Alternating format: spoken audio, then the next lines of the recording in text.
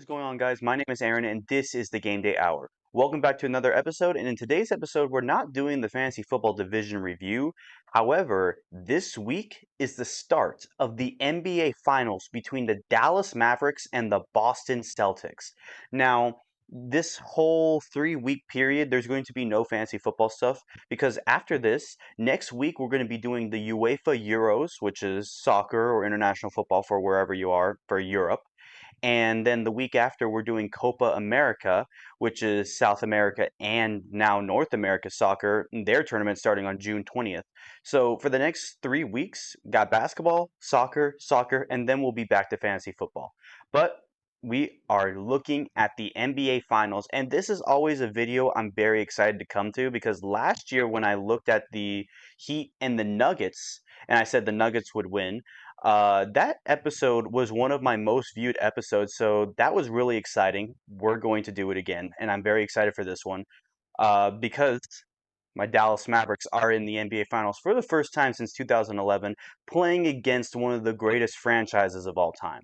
So, in today's episode, we're going to be taking a look at both the teams, kind of their seasons, how I viewed them from regular season, trade deadline, post trade deadline, and the NBA playoffs. And then we're going to look at the matchups and see who I think is going to win in how many games. So if you haven't already, please subscribe and follow all my shorts and TikToks and stuff so you can be informed when new episodes are coming out or interact with me through questions. Anyways, let's get started.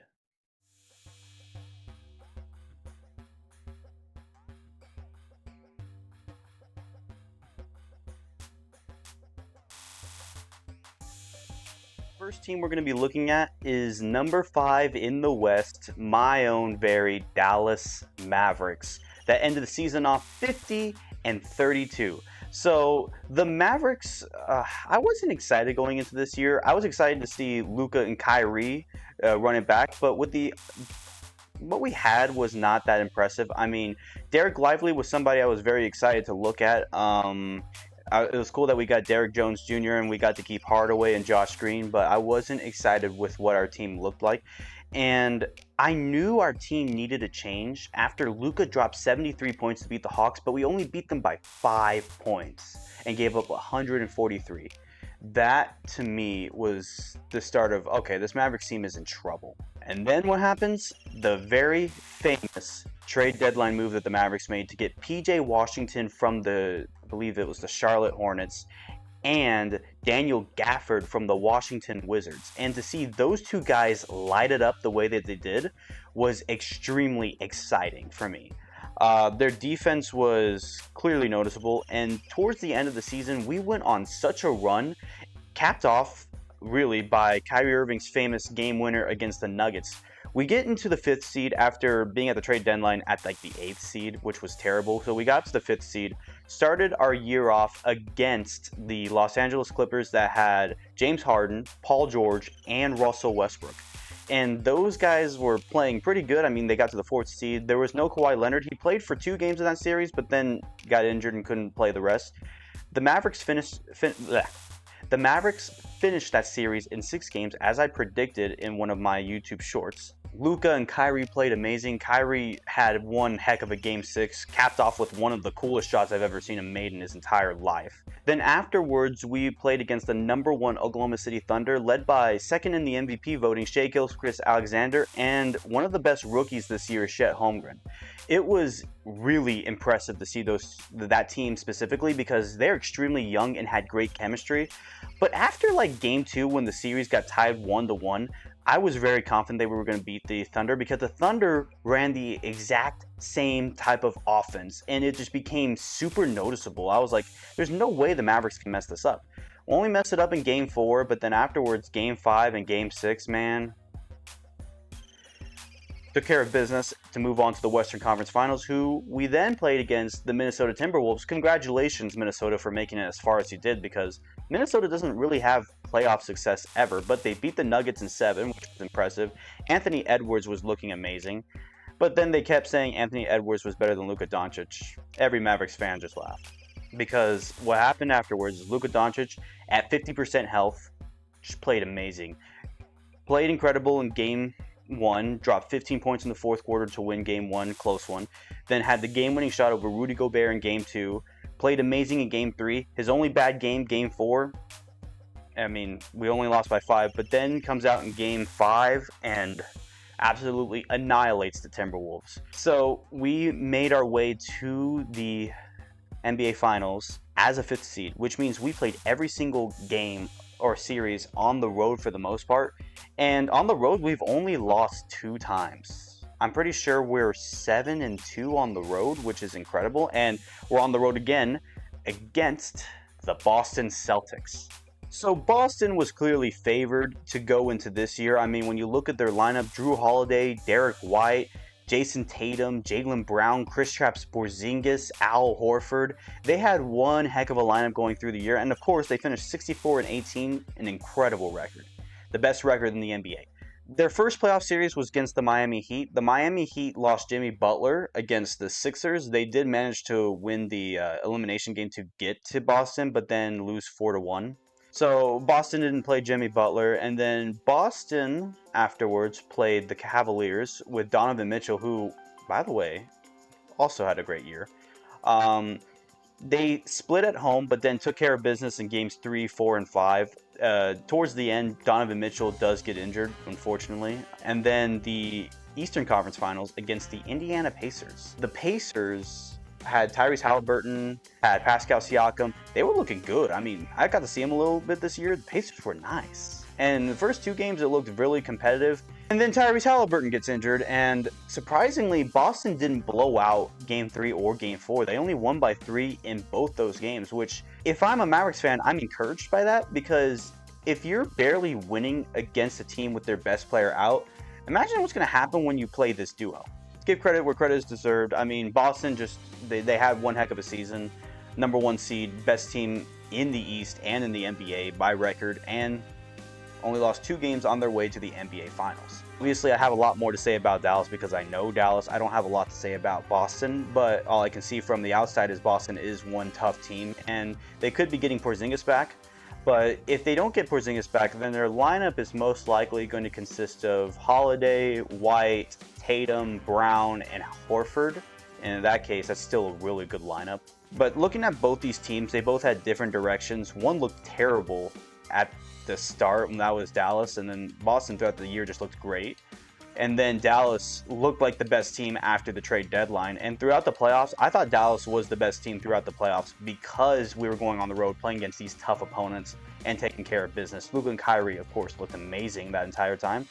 We finished off our playoff run 12-5 to Boston's 12-2. So obviously Boston had a better playoff run, but I don't think they played against better teams, which means I think Dallas had better competition. So to me, Dallas was more impressive, which then leads me into my picks. Now, the series is most likely going to be held throughout Boston this entire series if it goes to 7. Boston has home court advantage because they are the best record. When it comes to the line and the matchups, everybody thinks that Tatum, Brown, Horford versus Washington, Jones, and Gafford is a mismatch. I don't believe it's a mismatch. I think that when you see just how great the Mavericks defense is, you understand that those guys are the reason, and I think it's more even than you think. Obviously, Tatum's going to get his. Tatum is going to play great, more than likely, and Jaylen Brown's going to do his thing. It all just comes down to Horford, Porzingis if he's healthy, White, and Holiday, and whoever else they bring up to do as much damage. But that's going to be really tough, because at some points Washington can get going, Gafford can get going, Lively coming off the bench can get going and get you rebounds.